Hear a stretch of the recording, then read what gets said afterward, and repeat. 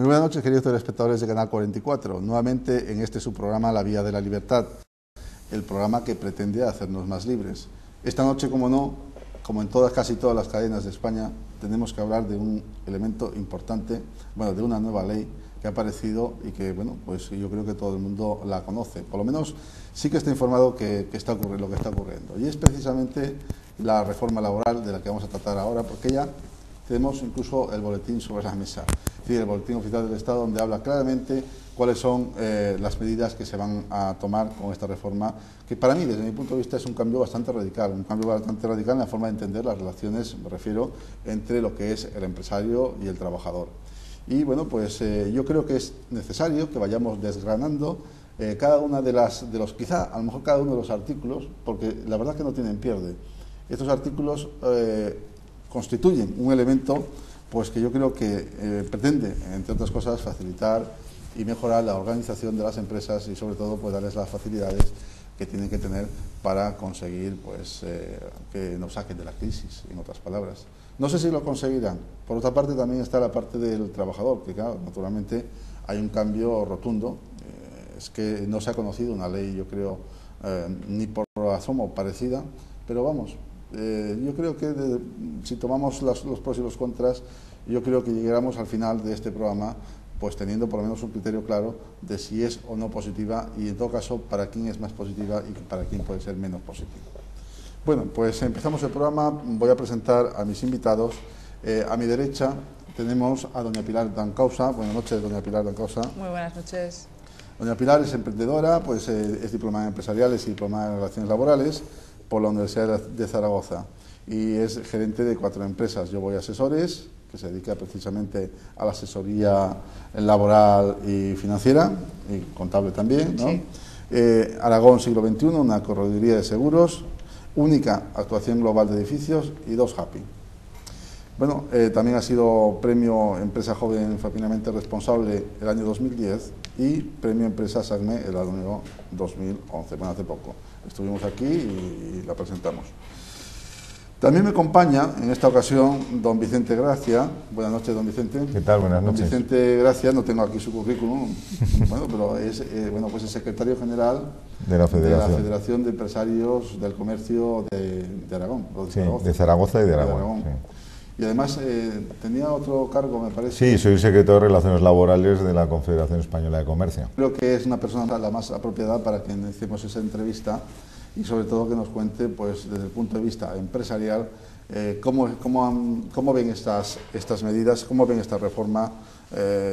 Y bueno, pues en principio, a voz de pronto, ya sé que usted se la ha leído y que vamos a ir desgranando, como hemos dicho, cada uno de los puntos. Pero ¿qué es lo que piensan los empresarios, sobre todo la representación de los empresarios, en este caso el comercio, sobre esta reforma?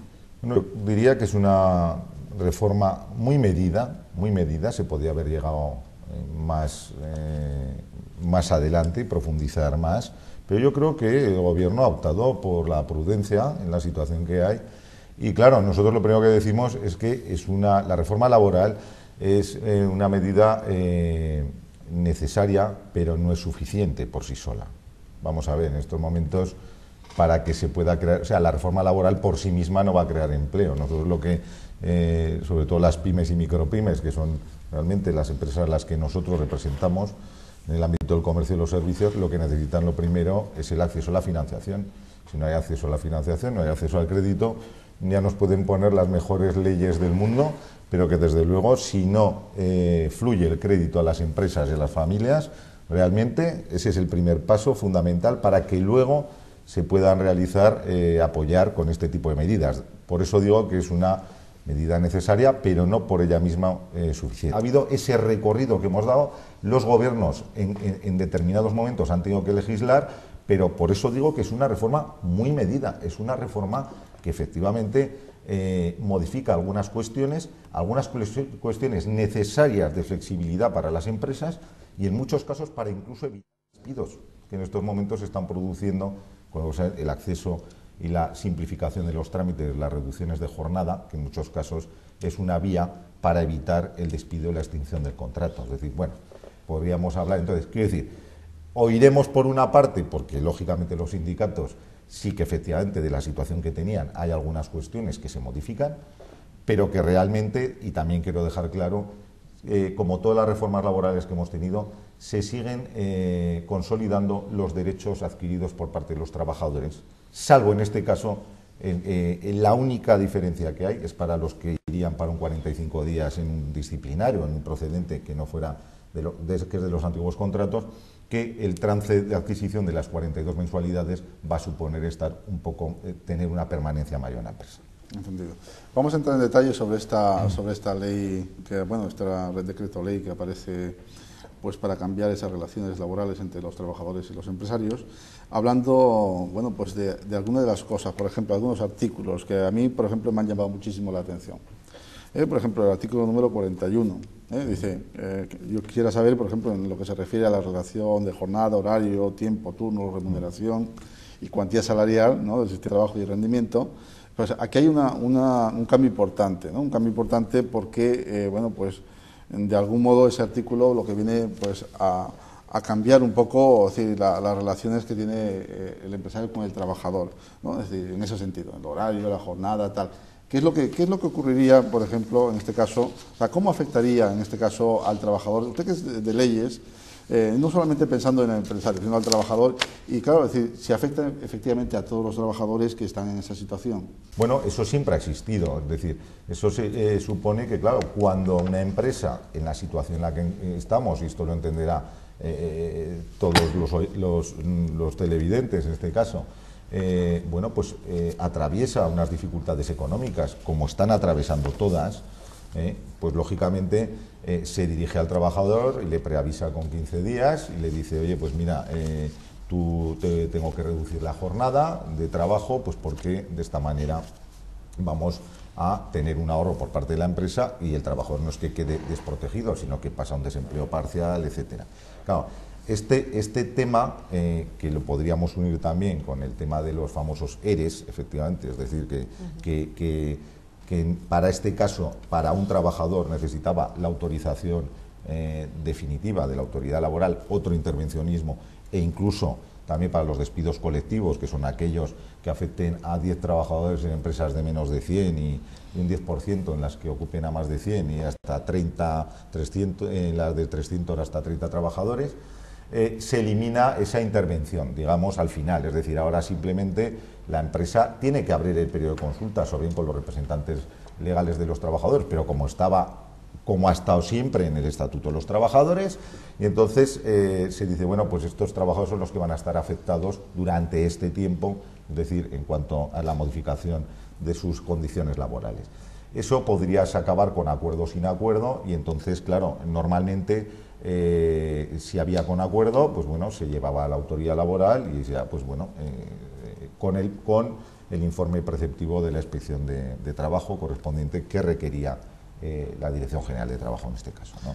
Ahora mismo ya no te hace falta, es decir, en el momento en que se acredita que hay un acuerdo entre la empresa y el trabajador, simplemente se da traslado a la autoridad laboral, no ya para que apruebe el expediente, sino que automáticamente para que le dé traslado a la notificación, al INAEM en este caso, si hablamos de Aragón, para que automáticamente ya se aplique y entonces en este caso quede constancia pues que pasa el trabajador al desempleo parcial. Y luego además hay otra serie de cuestiones en las cuales, bueno, pues en aquellas suspensiones, porque son modificaciones sustanciales de las condiciones de trabajo, con la fórmula que decimos a través de los expedientes de regulación, con el límite de 240 días de suspensión, ya sea de reducción de jornada o por horas al día o por días que no vengas a trabajar, y que en este caso hasta 240 días hay una bonificación por parte de la empresa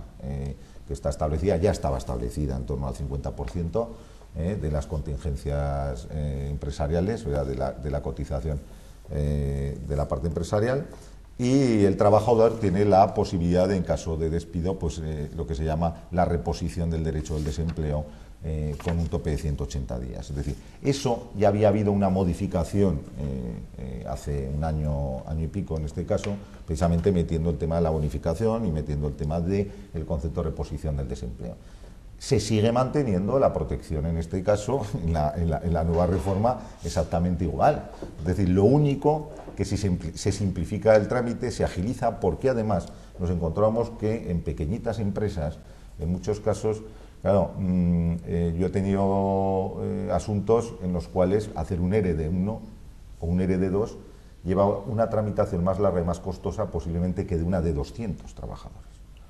Y claro, y en muchos casos, claro, si esto no se favorece, pues la forma de evitar posiblemente la extinción del contrato es poder acceder precisamente a una reducción de jornada. Vamos a ver cómo va funcionando, cómo va el volumen de las ventas o los ingresos de la empresa y la evolución de la misma, y que eso, que debe ser de carácter temporal, pues posteriormente vuelva a reponerse en la jornada que tenía. Y dentro de esa flexibilidad, dentro de flexibilidad también entra el tema de cambiar la función del trabajador. Sí, que pueda la movilidad funcional, en fin, todo esto, incluso el tema de traslados, en fin.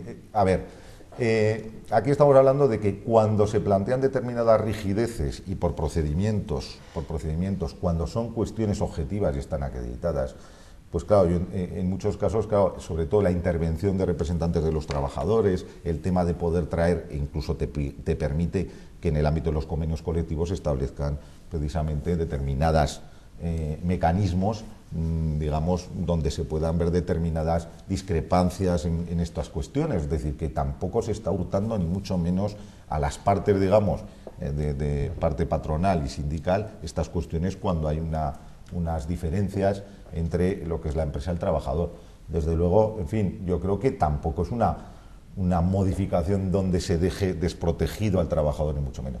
Y además que las empresas necesitan esa flexibilidad donde efectivamente pues ya se había hecho la modificación de la distribución irregular de la jornada, que en estos momentos está en el 5%.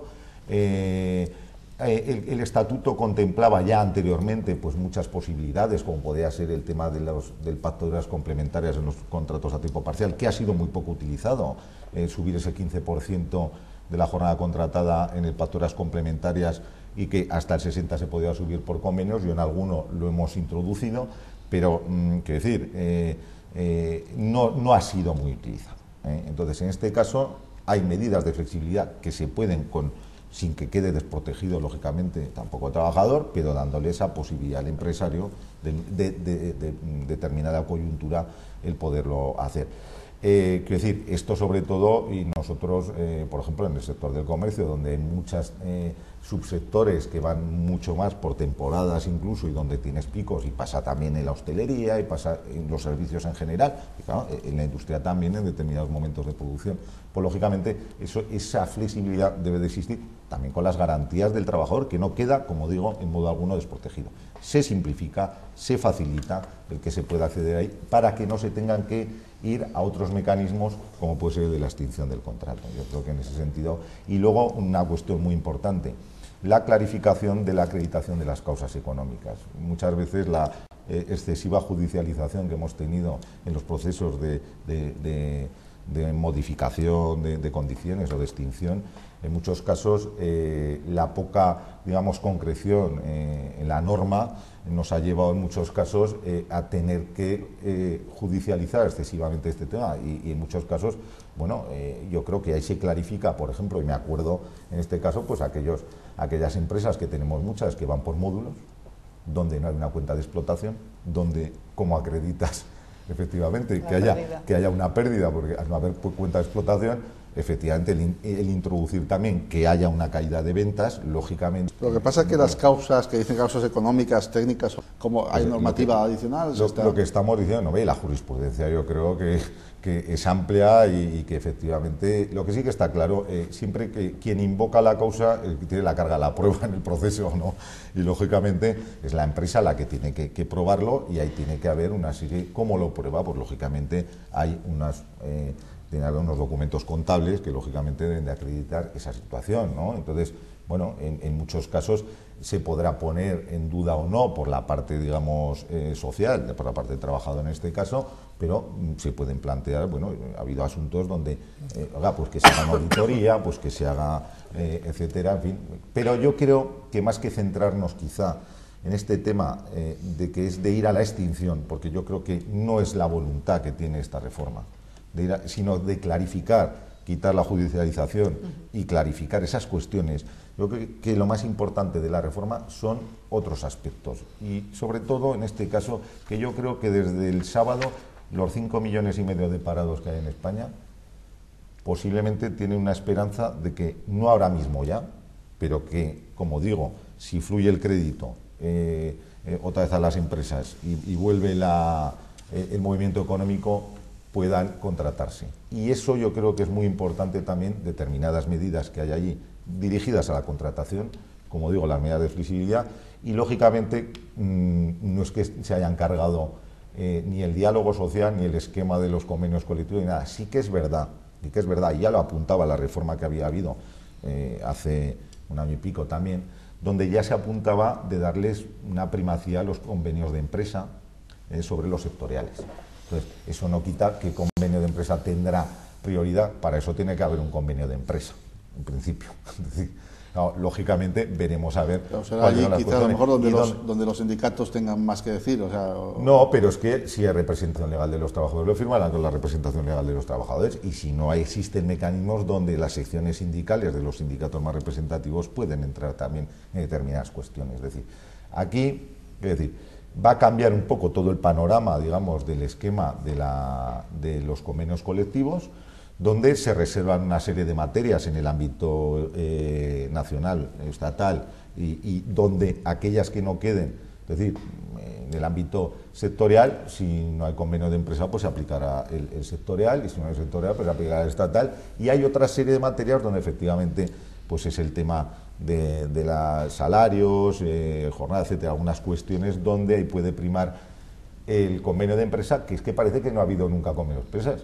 Convenio de empresa ha contemplado convenio de empresa el estatuto toda la vida. Es decir, otra cosa es que haya habido convenios de empresa o no, y efectivamente había un orden de prelación donde el sectorial primaba absolutamente sobre el de empresa. En este caso, en algunas materias da más margen a que en el ámbito de la empresa se puedan pactar determinadas cuestiones. Por otra parte, se habla también de las cláusulas de inaplicación de los convenios colectivos, en los casos en que, lógicamente, haya unas causas económicas, etcétera, donde, pero eso, efectivamente, porque posiblemente, yo lo digo por experiencia, cuando hemos ido a una comisión paritaria de un convenio colectivo con una situación económica complicada de una empresa y tal y cual, pues a lo mejor no estaba claro, es decir, porque tenía que haber un acuerdo en la paritaria para que hubiera el descuelgue del convenio colectivo, pues prácticamente no había acuerdo, porque lógicamente la empresa o los representantes de la empresa,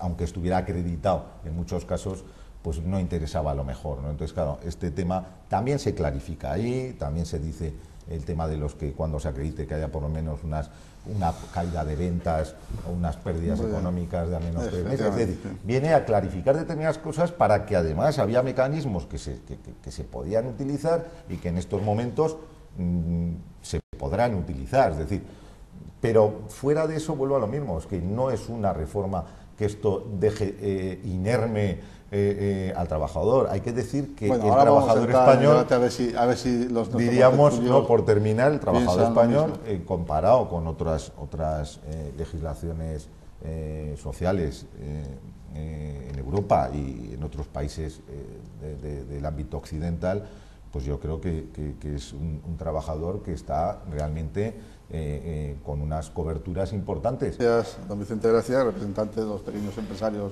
del comercio de Zaragoza y de Aragón, y bueno, pues seguramente que ahora entraremos en el debate, porque claro, antes de pasar al debate, si me permite solamente una pregunta a doña Pilar Dancausa, sobre todo por el tema de emprendedores. Es decir, aquí está en este boletín oficial del Estado, se habla precisamente, no se olvida a los emprendedores, o a menos parece ser que no se olvida a los emprendedores. Y dentro de que no se olvida a los emprendedores, tanto así que hay bonificaciones que a mí la verdad que me han sorprendido, porque es una de las cosas que generalmente pues he siempre manifestado que estaba a favor de esas bonificaciones, sobre todo en lo que se refiere a la seguridad social. ¿Qué opinión le merece de cara a que usted es una emprendedora y pues claro, esto seguramente que le habrá causado sorpresa? Bueno, efectivamente se nombra el contrato indefinido de apoyo a los emprendedores. el contrato que aquí se define está hecho para empresas de menos de 50 trabajadores, con lo cual ya a priori el esquema del emprendedor que todos tenemos no encaja directamente con yo soy emprendedor y me van a bonificar. No, estamos hablando que está muy dirigido, yo creo, a la micropyme, o sea, realmente, bueno, a la pyme y micropyme, que como bien ha dicho don Vicente, es el tejido empresarial mayoritario en España. Entonces va dirigido y enfocado directamente. Le han querido dar el nombre de emprendedores, pero en este caso yo creo que no estamos hablando... Un emprendedores bastante... Luego ya veremos cuando ¿no? hagan la ley de emprendedores cómo lo definen. Pero de momento sí que bueno han definido, han nombrado este contrato, que bien es cierto, que yo creo que sobre todo es el contrato que lo que prevalece es el contratar a personas menores de 30 años, que es lo que se está intentando, de los 16 a los 30 y a partir de los 45. Y efectivamente se bonifica a las empresas pues dependiendo si el trabajador es el primer trabajador que contrata con 3.000 euros y luego con cuotas de seguridad social pues de entre 1.000 y 1.500 euros, dependiendo si es de larga duración, mujer 45 años en su caso, para esas empresas de menos de 50 trabajadores, con lo cual, más que, insisto, yo creo que más que del emprendedor, es de la micropyme, de la pyme y micropyme. Pero bueno, en cualquier caso, es una buena noticia, yo siempre vengo con buenas noticias y bueno, todo lo que sea el apoyo a la creación y al apoyo del empleo, a mí me parece que siempre está bien. Sí, bueno, sí que podría hacerse algo más, sobre todo a la microempresa, quizá a lo mejor lo que falta aquí, lo que echamos de menos. Yo sí que emprendedores podría considerar pues aquellas empresas que pueden tener, pues no sé, hasta 50 trabajadores, pero es verdad, la microempresa sí que seguramente que a lo mejor, pues no sé si en el trámite parlamentario habrá alguna modificación, esperemos que sí, porque claro, yo creo que también son de los pequeños comercios, qué sé yo, es decir, los pequeños autónomos, los que tienen que también jugar un papel importante. Yo creo que eso entrará más en función de la ley del emprendedor que realmente de las proposiciones que hagan o de las enmiendas que hagan a este Real Decreto. En el fondo, sí que a mí me gustaría diferenciar entre el emprendedor, que no deja de ser la persona que está continuamente creando y modificando, innovando, de que una empresa ya constituida de menos de 50 trabajadores es una empresa, es un empresario, entonces ya no es lo que queremos denominar emprendedor, con lo cual hay que, por eso digo que es una nomenclatura más que quizás una realidad, una empresa que lleve 20 años haciendo, bueno, pues su buen trabajo, pero que tampoco haya modificado mucho y que tampoco haya emprendido mucho dentro de su bien hacer, pues yo no le llamaría emprendedor, le llamaría una señora empresa. Muy bien, muchas gracias.